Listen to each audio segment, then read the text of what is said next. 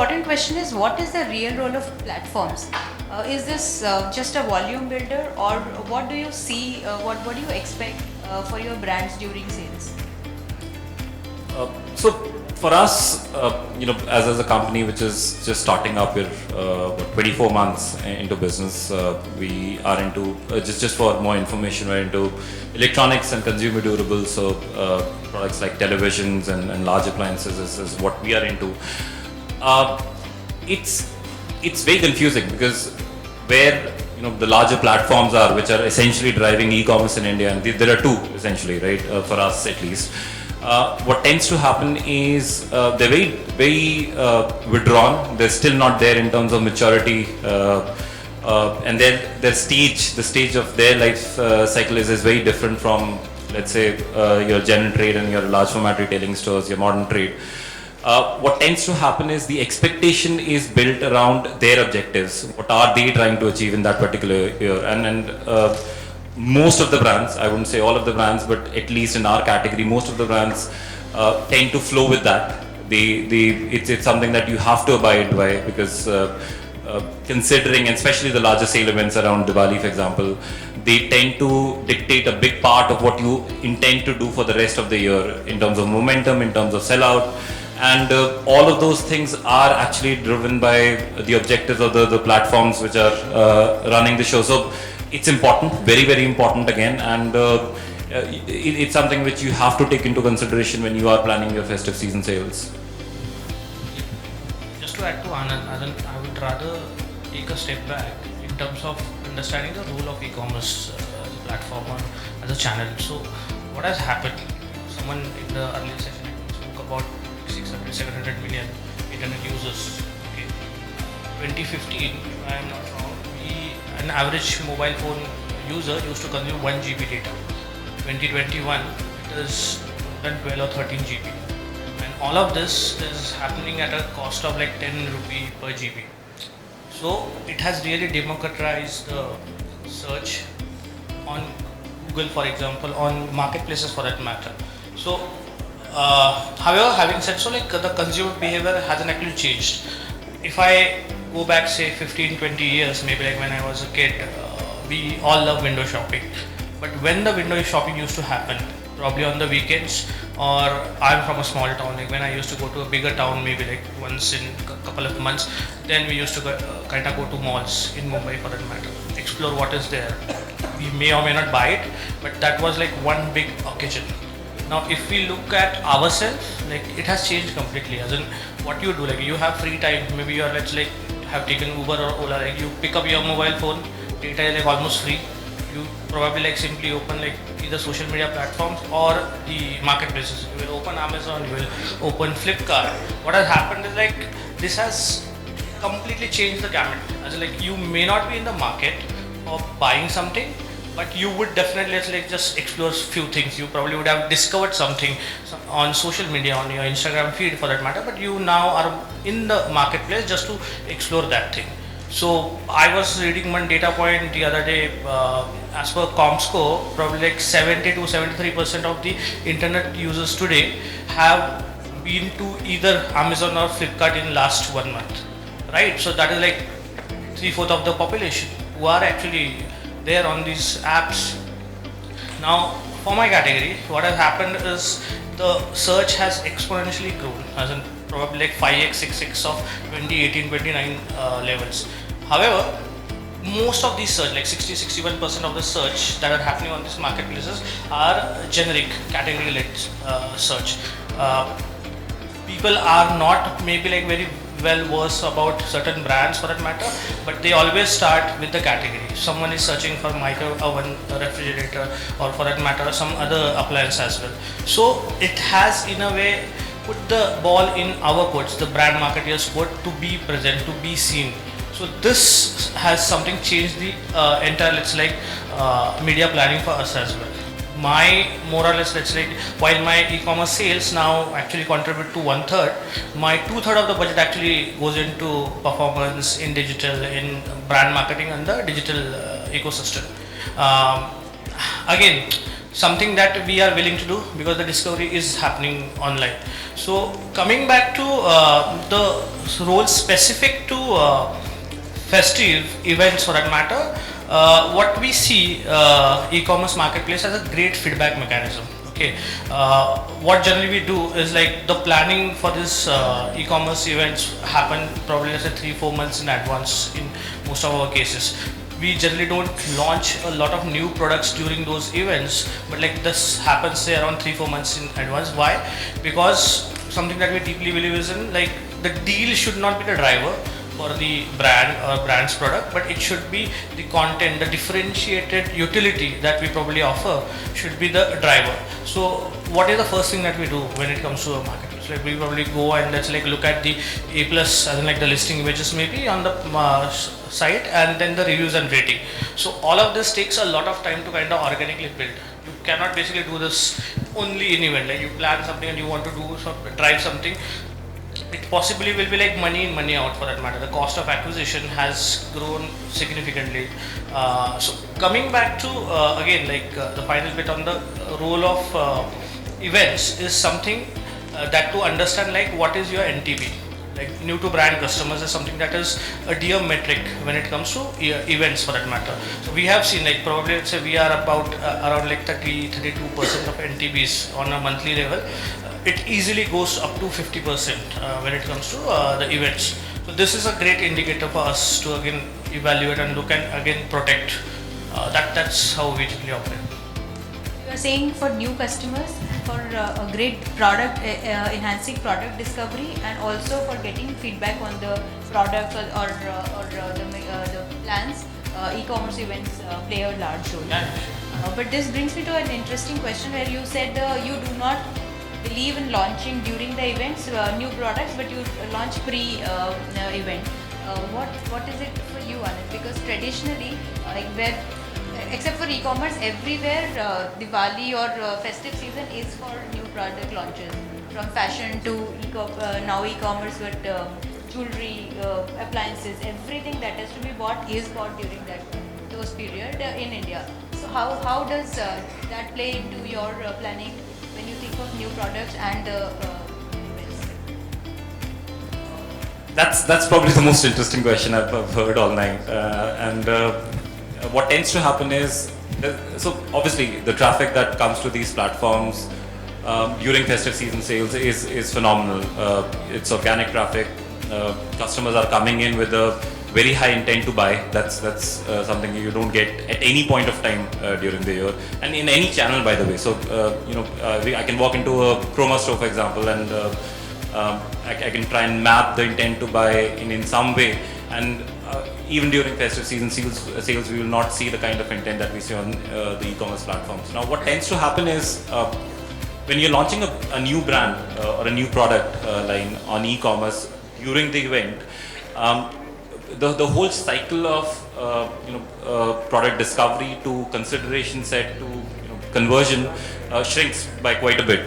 Now, because this cycle is shrinking, a lot of brands are spending a lot of money to fire on the fact that there's a lot of organic traffic coming in, and they have an opportunity to very quickly convert the customer. In televisions, for example, we typically see a 28-day cycle for a customer to think about buying a television and then eventually buying one. And that's an entire cycle of discovering products, discovering specifications, building the consideration set, and then eventually buying on the basis of price, and which is obviously very the price sensitivity is very high on e-commerce platforms. So it's challenging because the cost of that relevance goes up dramatically. For us to launch a new product in televisions during festive season sales is difficult because just one click is probably 300 rupees against maybe 6 or 7 that we have to spend during usual days or any other event. The other major challenge that we face is inventory management. How do you predict, how do you project how many, the number of units that you're going to manufacture for a certain product that you're launching during the festive season sales? What tends to happen is your days of cover, which is essentially the number of days you have the inventory for, You start with a number in mind, and then typically these sale events go on for about 30 days, 28 to 30 days. You start with a number in your mind, and then if you do not fire, if the conversion is not as high, if you do not get the traffic that you're anticipating or you forecasted, your days of cover after the event is over ends up becoming very, very high, and that's a lot of negative impact on your working capital, your inventory management, your component manufacturing, and all those things get impacted quite badly. So again, it's challenging. It's a great time to have organic traffic, get those customers with high intent of buying, but from various other angles, if our vantage point is supply chain, then it is very, very difficult to manage. Saying that it is beneficial, but managing and the unpredictability is a bit scary. Absolutely. What about you? So that's the point precisely. As in, what happens? The difference between say 4.1 rating versus 3.9, or having say 500 reviews versus having say 50 reviews, that would translate into say a day one revenue of let's like 5 CR versus 1 CR or like 50 lakhs as well. So at Wonder Chef, what we believe is like start small but start early. So I'll give you a couple of examples. Like, so when we had to launch one of the chimneys for that matter on BBD, and those were designer chimney, like these are like first of its kind chimney for that matter, which has certain design on the panel. We don't know like how that would be perceived, and it was supposed to be a BBD launch. But what we decided, like we will launch it like 45 days ahead. We'll check how basically the product is doing, what people are saying about it, because early reviews are generally, let's say, organic and authentic reviews by early adopters, people who are not afraid of spending money. These are the people who want, let's say, like value for their money, and they are again ready to spend money for the value that they want to have, right? So we did that. We launched it 45 days ahead. What happens? Something that he spoke about is inventory management, days on cover. So it gave us, let's say, immediate impression, like these are the chimneys which are actually working well in North. That helped us in a way to plan our inventory better, and we got like we are like more or less new entrant in the category, but like we were number 2 brand for the first 2 days of the sales event. So that's how, like, start early, start small, and then learn from it quickly. That's something that we generally follow. You recommend launching before the event and not at the event? Absolutely. So whatever. Ultimately, for a consumer, it might be, let's say, a Prime Day launch, it might be a BBD launch, a Great India Festival launch, but the launch actually on the platform has happened before. The early adapters probably have discovered, we help them discover the product, so we kind of try and build the traction around the product. Just one more point on that. So I think one aspect that we probably miss touching is how you want to position your products, and typically these sale events require you to drop the prices, come to a point where customers have not seen those prices for those products through the year, and that's typically the challenge, especially when you're managing an offline channel, a channel which comprises of your general trade and your modern trade. It becomes difficult because the moment you launch your products in an event like a BBD or a Great India Sale, you're automatically positioning it in a space where you ideally wouldn't want to, and that's a very big part of the problem that we face when we're looking for new launches during these larger festive seasons. Also, we're creating some channel conflicts, because the same product, even at BBD, even 100 rupee cheaper, will cause some conflict from the stores that are seen. So do you have separate SKUs? I mean, that's a secret we all want to know. It's We get better nightmare, things when you go to the store. We do have, as in like we have learned from past mistakes. Earlier it was, let's say, like one single product across all the channels, because of course consumer first, like what he or she wants, we should be giving them. But we learned eventually, as in let's say like convenience. A lot of people would talk about convenience being one of the drivers or biggest driver, but in Indian e-commerce system, I believe price is like one of the drivers, especially post COVID. What has happened, tier 2, tier 3 towns have opened like anything. Like the growth, whatever growth that these marketplaces would have got in 2022 for that matter, has actually come from there, and these are highly price sensitive markets. So there is always a pressure on brands like us, and probably could be in your case as well, is to be somewhere around OPP.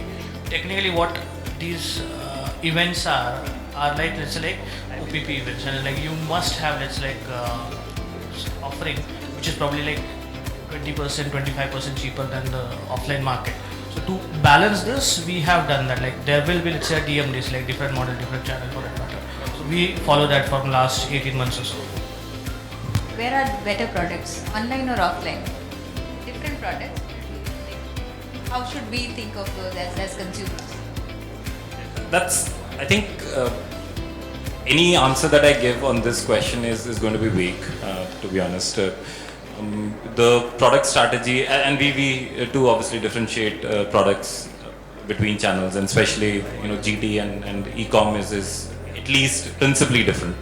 Now we try to build specifications, we try to mold the product offering which is more suitable for selling at a higher price point, because as we talked about earlier, the stage at which e-commerce is, it's still not there in terms of maturity, which means the margin structures for both offline and online are very different, and that delta becomes even larger when these festive season sales come in, because the expectation of margins from these e-commerce platforms changes and then comes down dramatically. Now, it's something, it's a very simplistic way of saying we have different products for different channels and it solves the problem. It doesn't. Especially general trade is always going to come back and say, and Acer television is selling at a certain price point on e-commerce, and then we are selling at a certain price point. The customer is walking into the store, they're looking at the product, and then eventually buying from the platform.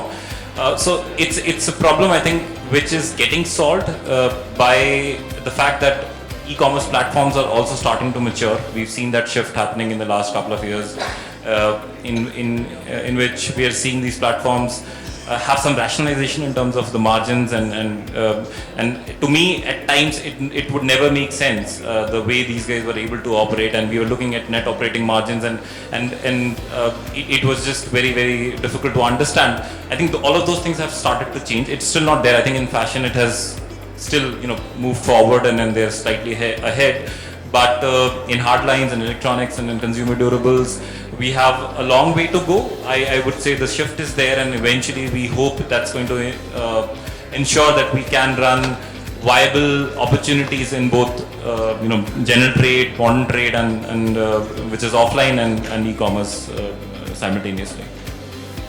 Think of customer differently when you are deciding this product strategy. One kind of product or whichever, I'm not saying asking better or worse. What goes into your mind when you are deciding a product strategy vis-a-vis what consumer is looking? So look, generally any brand, or even in our case, it has to start from consumers. What do they want? In our case, fortunately, we have certain channels which give us direct access to consumers.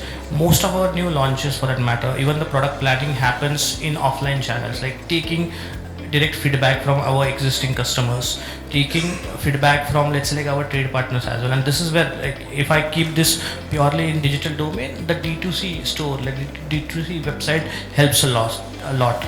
There is no data as first party data, like we have complete ownership of that. So while in the overall gamut of things, my D2C store, even in e-commerce space, it would probably contribute only 15-20%, which is minuscule, but the feedback that we get is like awesome. I'll give you an example. We launched Roti Magic. It's a fully automatic roti maker basically, and this product gives you a completely ready roti the moment, let's say, you put 3 ingredients in the tub: atta, pani and oil, for that matter. Now this product is a latent need product, like you don't know, for that matter, like a product like this exists, and we never had the confidence of launching this on Amazon first, right? Because the cost of discovery is there, the cost of acquisition is there. Again, the platform margin was high. ASP product, this is like 90,000 rupee product. So we launched a pre-booking on our D2C store, like on the brand website, and we offered a free at-home demo for all our consumers. Okay, I got probably around like 200 odd bookings in first couple of weeks itself. We did demo, and the conversion rate was 40%. E-commerce, pure e-commerce, we are talking about like 0.8 to 1% conversion rate. 40% is unheard of. and this is for 90,000 rupee product. I got the probably like 112 eventually over 6 months time before we launched it on Amazon. Like 112 towns, tier 2 and tier 3 towns, I'm not talking about metro cities, contributed to this product. All this happened because let's say I had D2C store, I had enough feedback coming in my way. So this is really important. You are differentiating products basis the experience or the value add to the customers. One sense. It has to be about experience first. So okay, so this is going to be my last question. Give me your two expectations for festive 2020. Amit, you go first. I have nothing on the. So to be honest, I would want platforms to move beyond deals or FOMO. Honestly, like I probably am harsher on this question, but I believe FOMO is the biggest driver for these events. Like we are trying to For consumer or FOMO for market? like, you're missing out on deals for it. It is about let's say pre-coding the Market is also right. If you are not there, you will not get. exactly like that's a vicious circle. The point is, I would want these platforms, marketplaces to learn from offline channels.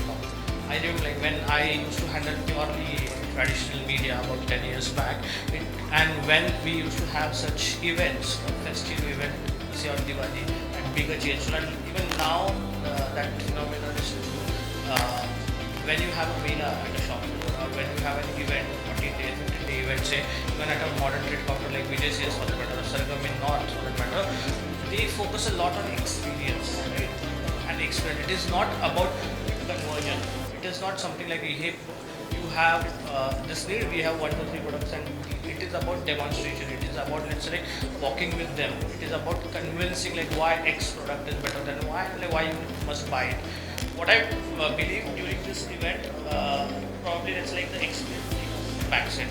I would rather want, given let's like the advent of technologies like VR for that matter, for category like me especially, or even machine learning, they have big data for that matter, relevancy of deals for that matter should come into play. Something to do on the experience side, for example using VR, for example using video demos, or at least allowing brands to kind of do video demonstrations. It's something that I would want to post.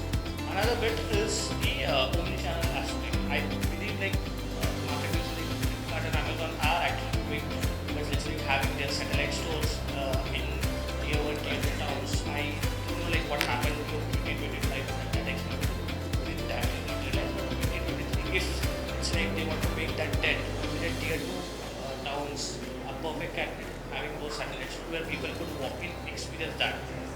At least my category touch and feel for durables is something which is highly important.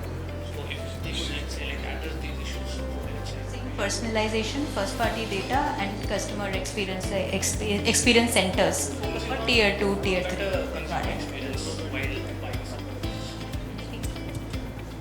If I had to, call out one thing, I would say I hope the propensity to spend comes back. That's been low in the last couple of seasons, and that's obviously. I think that it's very generic expectation. I think every brand would have that, and I think I agree with Amit. The kind of products that we sell, these are hard lines. Which, so for example, Amit touched upon the roti maker. It's a product which is very unique. I don't think anybody else was selling that product, which made the purchase of the product very I wouldn't say easy, but it's still something that if you have a need, and most households do have a need to make roti, you would eventually end up buying if you have that kind of purchasing power. When the products are more commoditized, it's difficult to create value addition in the product and then be able to sell it through e-com. So I hope that improves. I think we've seen some great products. I was listening to Vijay in one of the earlier sessions, and the Amazon ads team has been presenting some fantastic products. So that's something which we look forward to. I hope that is going to drive the ASPs at which the customers are buying products, and that's probably the only expectation I have this season. So both of you are agreeing that there should be no deals or less deals, and therefore more experience for the customer and maybe more differentiated products. Necessarily deals. they are inaccessible. So I think there should be deals because There it will has be deals. it has definitely helped a company like ours to grow. We've been able to create these micro avenues of disruption in terms of price points, in terms of the products that we were offering, and the way that we are handling the whole product market fit. So all those things converge at a deal level. So for us it becomes important. We are able to differentiate at some level. More personalization. Correct, you audience has said, but what we want is to be a win-win.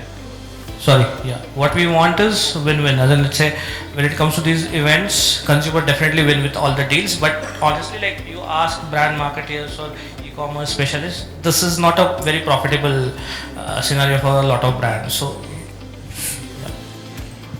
Very, very interesting insights from both of you. It was a pleasure talking. I think we are out of time, so I think we have to take the conversation out now. So all of you are free.